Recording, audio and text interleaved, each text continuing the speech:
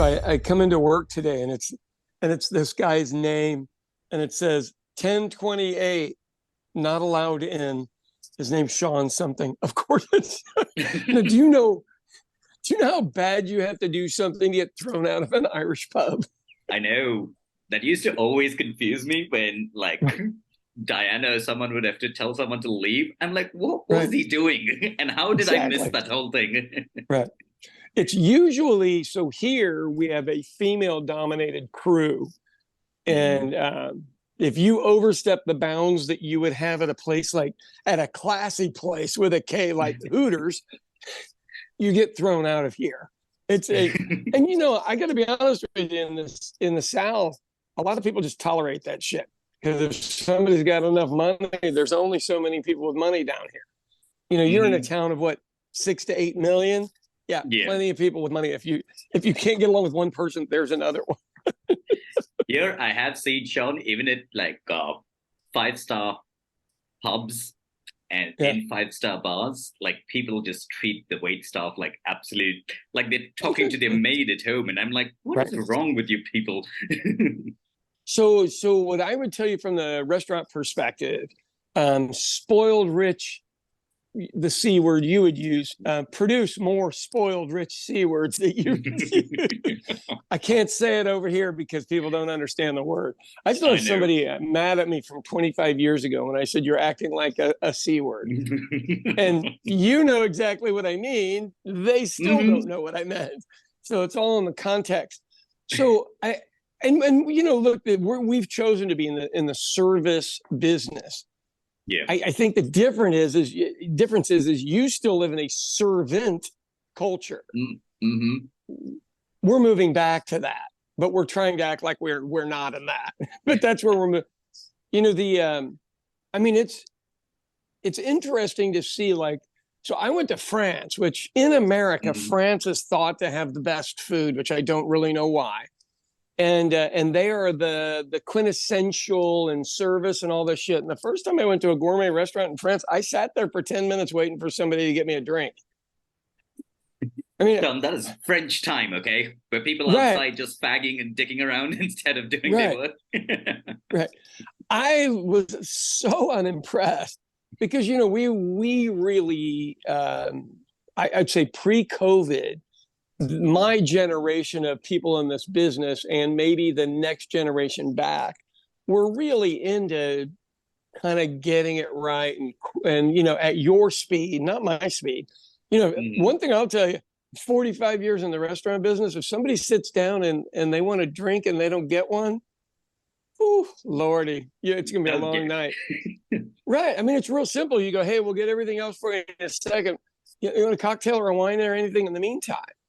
That's Hmm. just get them the first thing, and, Yeah. and and if they like to drink a lot, they'll say keep them coming, and they mean it. Hmm. Oh, yes. They're not bragging. Yeah. Oh, Sean, So the other day I was telling someone about the boat in your pub where you can leave a yeah, pint. Yeah, I wanted to. yeah. And even Okay. the bad day pint. Right. There's a bunch of different types now. The original one, I'll see if I can show you the original chalkboard. There's your Mhm. guy that has the local. This is kind of a cool thing. Okay, so it was originally this big. This is only like 5 hands of mine. So Mhm. we at this place used to get a lot of military people from Tinker Air Force Base, which is an enormous training base. Or it's not a Mhm. training, it's an Air Force base that does a lot of training here in Midwest City.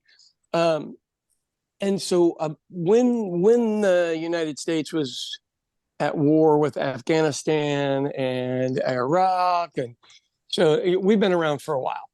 What Mhm. people would do is go, hey, is there any way that I can buy my friend a beer that's over there for when they come Mhm. back? And I literally thought it was the sweetest gesture you could do. So we created this deal and we'd write the person's name up there and however many, however many pints they had coming, not how much money was there, but pints. Mhm.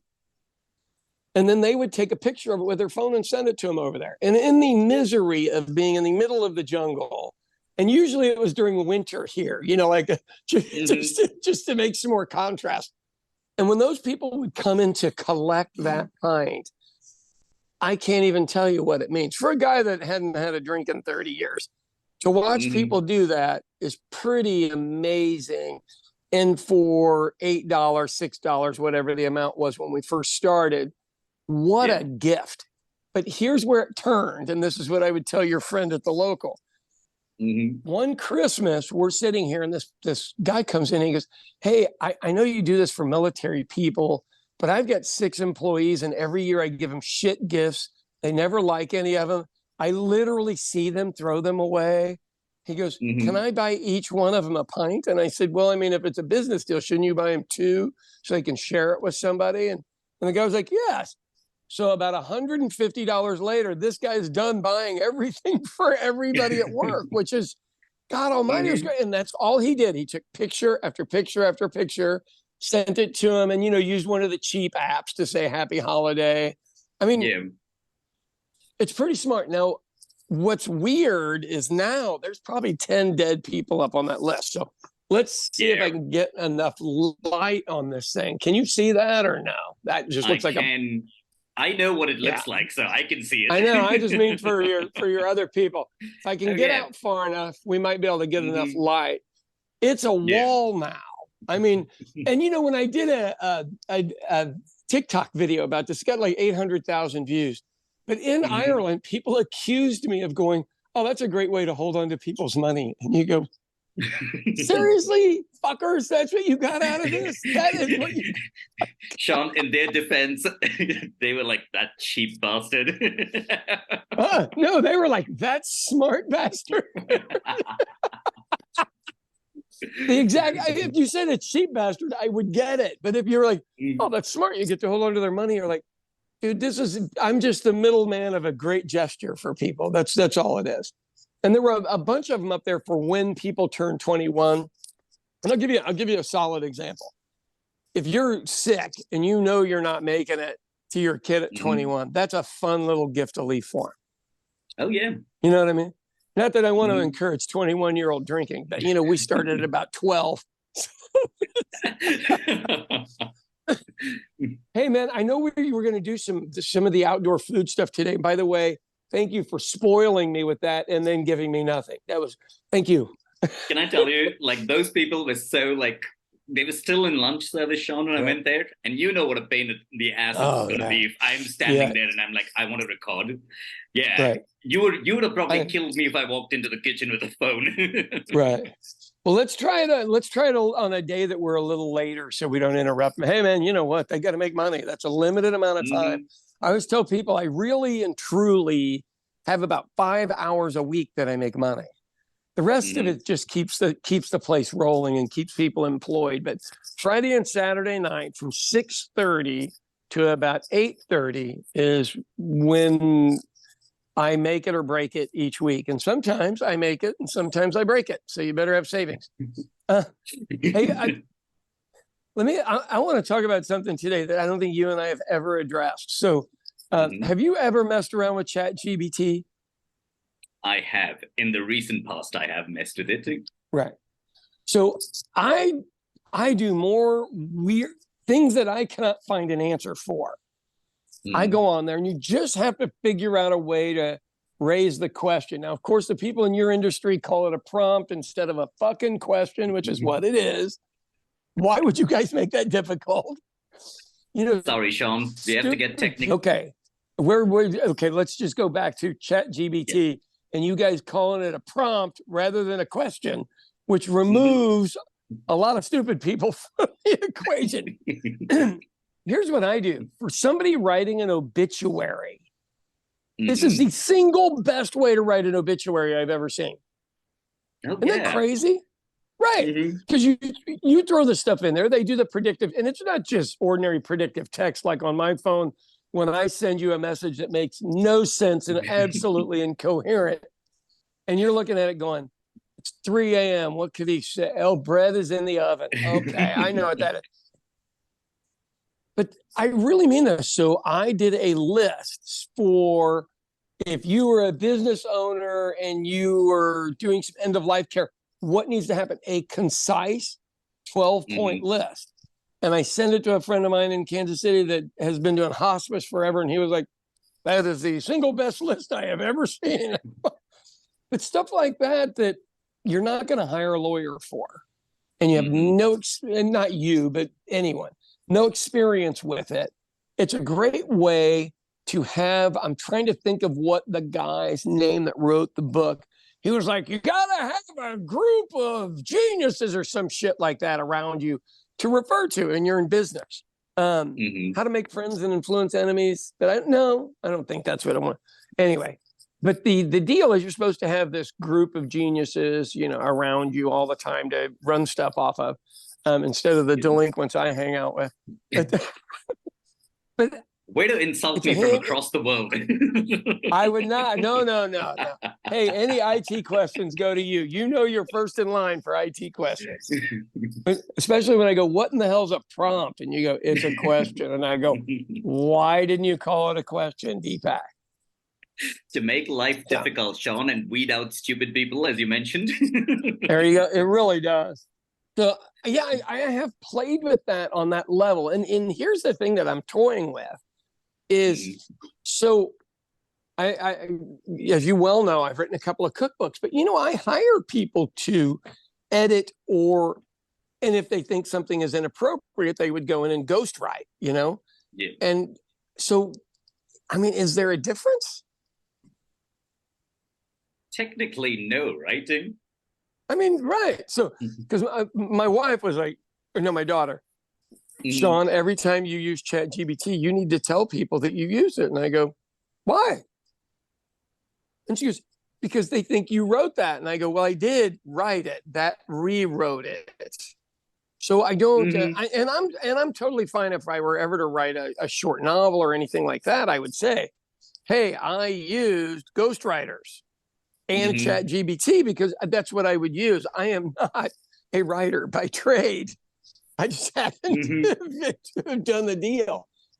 So how, I mean, outside of the 2% of the people in the entire, not even 1/10 of 1% of the people in the world that have written a book, why do I care? I mean, and I mean this, for you and a technical person, why do I give a shit? Yeah. Like if you don't actually structure what we call the prompts correctly, it really wouldn't like write it in the right fashion. Did you really just use that damn word again? Did you just to piss you off? To me? Wow. My friend, A2. So tell me the difference for people that have not been on there and just happen to be listening into this. Explain how to do it properly. Because what I do is I write a question in and you hit it. And I won't lie. I'm just always like, God, that's the greatest answer. Now I say, make it a little more funny, make it a little more sarcastic, make it a little, and it'll go, okay, let's try. And then it rolls out with this next one. Yeah. So what you're doing is actually the right way to use it, where you build in layers of sophistication, so to speak, based on its simple ability, which is basically the large language module that we have access to. There is a version of these applications that exist that can actually just write off a question, like if you just are as vague as possible, but it's not yet opened up for like the public to use. Yeah, that's more the okay. Go ahead. No, so when you ask a question, say like I was giving you the example, right, where I saw some guy who was using it to write a farewell letter to somebody who was leaving his company, and he basically input an anecdote about their friendship and then the person's name, but he's a developer, so he knew he had to do it in that order, and that's how his brain works. And then a farewell and another anecdote about where they're going to meet after they leave the company. So that's cool. So it kind of bridge, like if you give it a beginning, some sort of substance for the middle and the end, it'll fill in the gaps in that coherent order.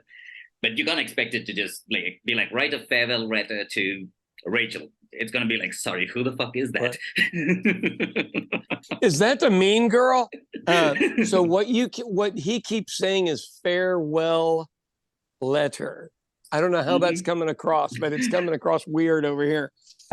So I just think for practical purposes, because I used it to go speak at a school board meeting because I knew everybody there were PhDs other than me. So I jokingly said, I apologize that I've used ChatGPT, but I wanted a concise list of, so it was about the Catholic Church being allowed to open these virtual charter schools, which may not be a big deal in India, but we try to keep separation of church and state over here as much as possible, even though it seems to be moving backwards. And so I used a question. I said, what other entities would be interested, or what nefarious entities would be interested in opening a school if this was available? And they gave me the Satanic Temple and all these, and it was great. And when I got up and read it, everyone's eyes were about this big because I acknowledged, for one, that I used it. And it really did, Deepak, came up with a damn good list. So you should also play with that other application called Bard, B-A-R-D, which is Google's basically AI. Okay, for those of you who don't know, the Bard is Shakespeare. For people that go, why on earth did they call it Bard? The term is the Bard, but I'm sure that would be like the Juilliard rather than just Juilliard. Really, you guys are just fucking with people that don't know what that is. Can I tell you, some of those names are like super clever, but even I'm just looking at it going like, I wonder how many people know the actual true intent of what the hell this thing is called. Right. What does that mean? And then, you know, one of them's like an old boyfriend or girlfriend back in grade school that was a little snotty. I had a girl that I went to grade school with, and you know this from going to the schools you went to, and very rarely does anybody skip grades in those type of schools. And I went to school with a girl named Kristen Merrigan. And I don't know if she skipped multiple grades, but she at least skipped one, which was incredibly rare. Brightest person I've ever met. And a bit of a snot about it as well. If I did one, I would call it Kristen Merrigan. Yeah. We had the. Oh, sorry. Go ahead. Oh no, but just to continue on this, the thing is that in the next couple of years, they will actually open up the newer versions of these things that they have. Like I think there's one called Da Vinci 02. That's pretty cool. Yeah, that one's pretty neat. So, but for those of you who don't want to pay for it, if you want to, I mean, I'm a very curious person, so I don't mind playing with something for a while to see if it will work. Now, I do mind working with poorly written websites, which is a whole nother story for another day. But the Da Vinci one's pretty dang neat. And basically you just get to write in, hey, do this, this, and this, and it creates it. Yes. That's some interesting shit. But that one's got to be a few dollars per month. A friend of mine uses like ChatGPT 4, and it's like $20 a month. But I have to be honest, he wrote an introduction political speech for me, and I read it and performed it, and I was like, God, that was brilliant. I go, did you actually write that? Because I don't know where he went to school or anything. And he goes, no, man, $20 a month, ChatGPT. And I was like, oh, holy shit, it was great.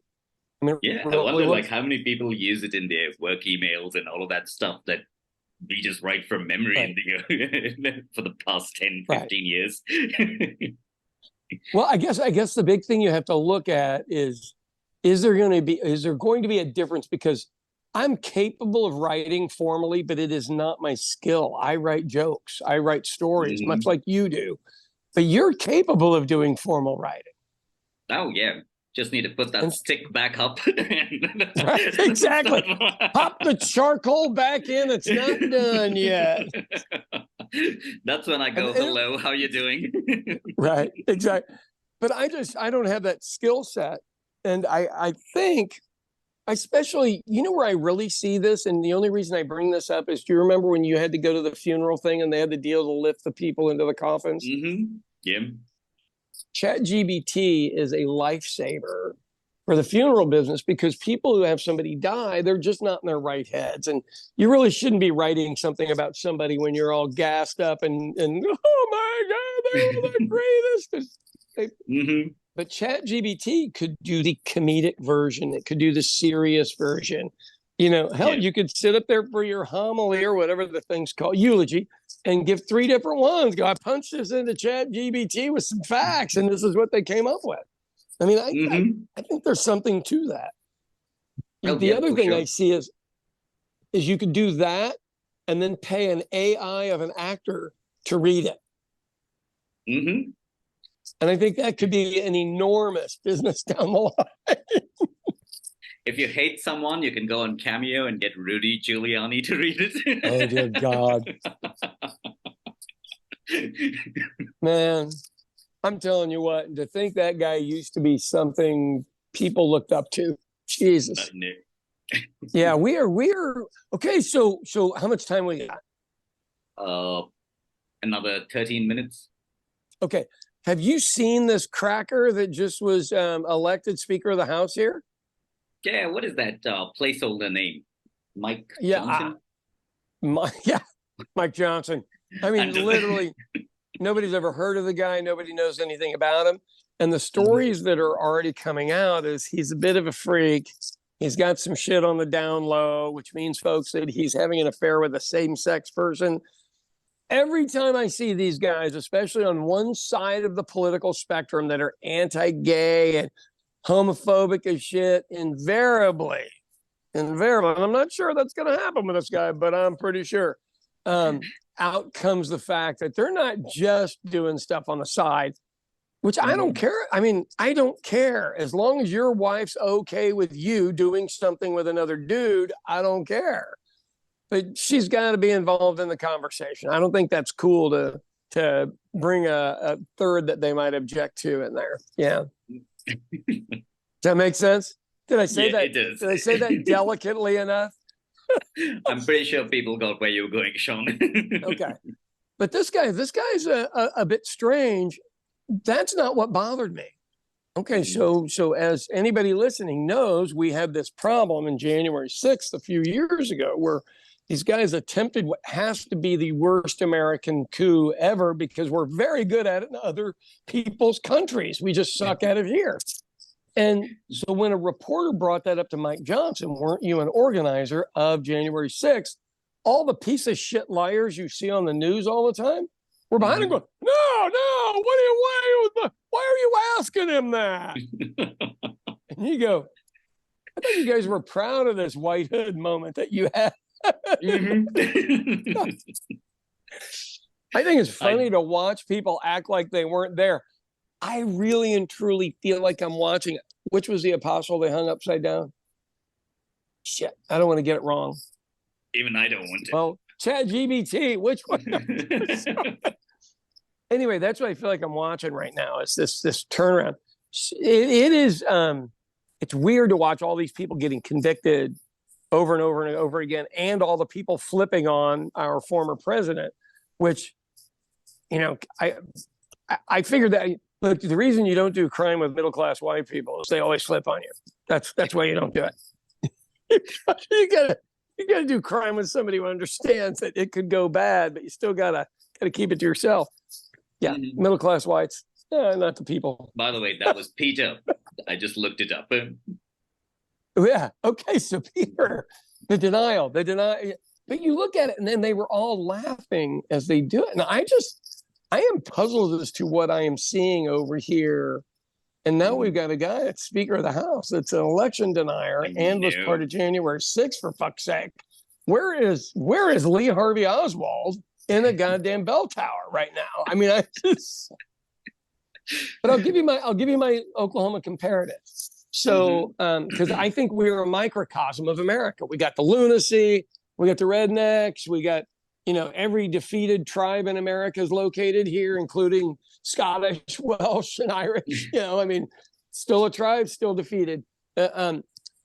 So these guys started doing all this stuff for white Christian nationalism in our schools. And they were successful. They were pretty good about being organized and all this other stuff. And this other group starts called Defense of Democracy. DOD, which means Department of Defense if you're in the military. I mean, and so they use the same terminology, and most of them are ex-military. Those are all the people you saw in the photo that stayed out all night with me at the Board of Education meeting. And they all have, and they all have kids in school. So when you come up to argue with them, and it's a motley crew. I mean, we literally look like the bad news bears of politics, and nobody gives a shit. We're all okay with it. They aren't mean forceful, but they mean what they say, and they it's interesting to see the rise of that. They have gone nationwide quicker than Moms of Liberty did, and Moms of Liberty was well funded, and this one is not funded. I mean, it's individual contributions and shit. So we are seeing the rise of that, which is, it's neat to see. I don't know if it's a little late, but it's neat to see. Yeah. Better we're late in than a weird never, fucking place. Yeah, I mean, we're just in a weird place, and so, but I'm glad to see that I'm not the only one out there. Which is what it was for a while. I know. So can I tell you, when you put that video up and I saw people around, I was like, oh shit, there are other people also joining him now. Because for the past, I think maybe a year that I was there, it was just you. Just me. Yeah, it's just me. Well, and the funny thing about all of it is there's a video called How to Start a Movement. And for anybody listening, it's really worth watching. And if you do it on YouTube, you'll get a 3-minute or a 5-minute version or something. And then there's a TED Talk on it. Watch that. Because I was the first lunatic out there dancing on the hillside. But I have the ability to see long-term patterns in politics. And it's a weird ability I've always had. And a lot of other people can't see that. They don't want to, for one, you don't want to believe it. That's the big part. But, I just saw it coming. So I was like, hey, why go quietly into the night? We all know the poem. I mean, I'm 60, man. I'm in the final quarter, bro. I'm not in the middle like you are. Sean, with some of the places and the education levels, people probably don't know that you just quoted a poem. Okay. Jump on in there, man. Oh, you heard. Oh, rage. Which, I'm pretty good at rage. I'm pretty good at rage. So look up. Don't tell anybody to look up the poem. I'll perform it sometime. How about we agree to that? Oh, yeah. You fucker. It was a cheap shot just there for me to take, Sean. I can't help it. You're absolutely correct. And I shouldn't bring up stuff like that without giving a reference. You are right. I'm not arguing with the fact you're right. Now, whether you're a pompous, arrogant, that's a different deal. So, yeah, we'll not go quietly into the night.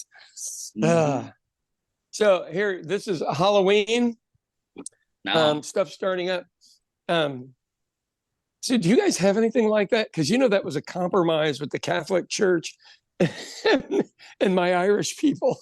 I know. So here I do see people celebrating it nowadays, but it's more from the commercial aspect of it. It's just there's money in a commercial thing. Right. Is this as you guys become more Americanized, you start doing this weird shit? No, yeah. Okay, so for those of you, for those of you listening, I'm 100% Irish, but American, if that makes sense. So our country, we were Druids, and we kind of believed the sun was a god, which I think in India, it's probably the easiest place to explain that shit, isn't it? Because they're like, oh yeah, we know that guy. Right. I mean, that's how food grew. It makes so much sense.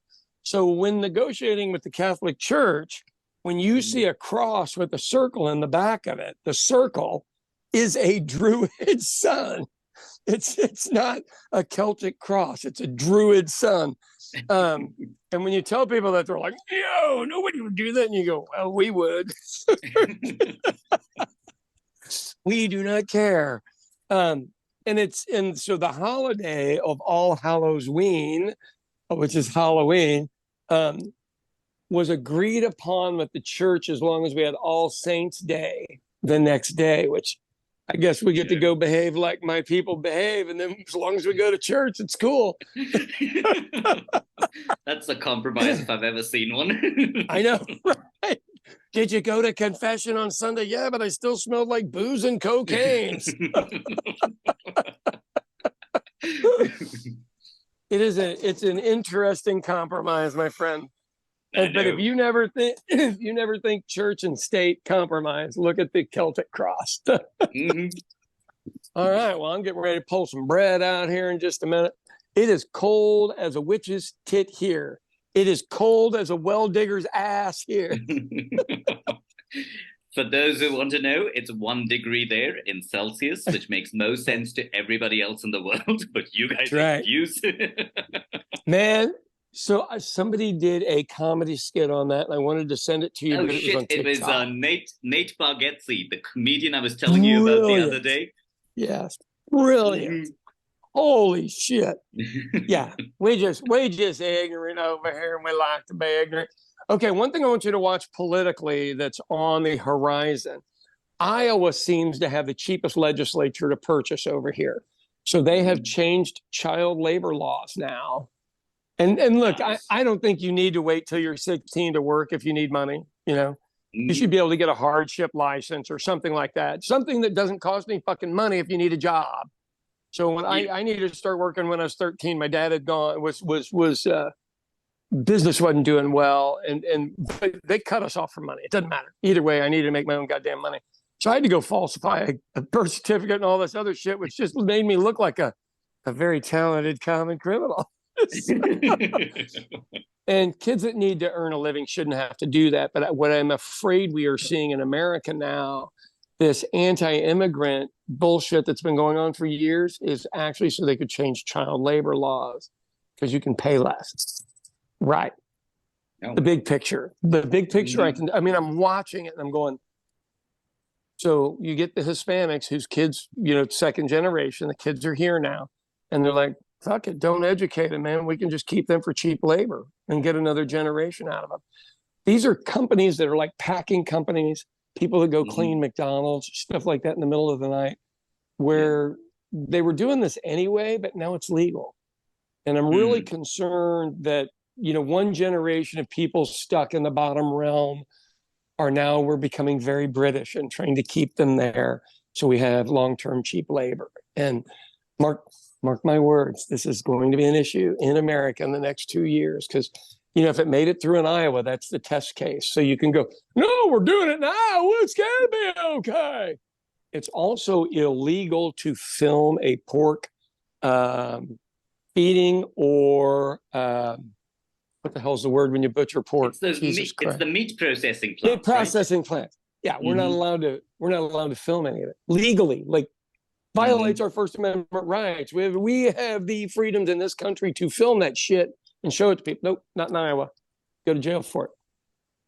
Wow. Yeah, I know. So if you don't know anything about any of this, look up a company called JBS. They took over basically meat processing from South America up to Canada in a matter of years, and they have huge violations for bribes and everything else. And now they're buying state senates and houses of representatives. Yeah, sucks. It's a good time to be alive. I know.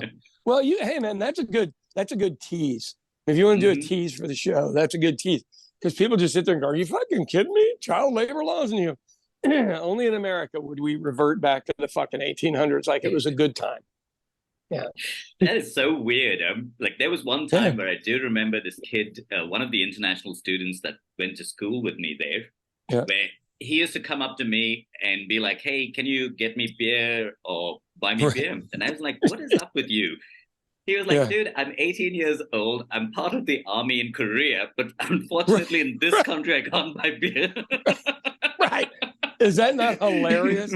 Yeah. We're willing to let you die for us, but you can't have a cold one after you had to shoot somebody or sleep out in the snow. Yeah. It's ridiculous. But we do have a bit of an alcohol problem down here, especially Oklahoma's got a higher alcohol abuse problem than I've seen in most places in America.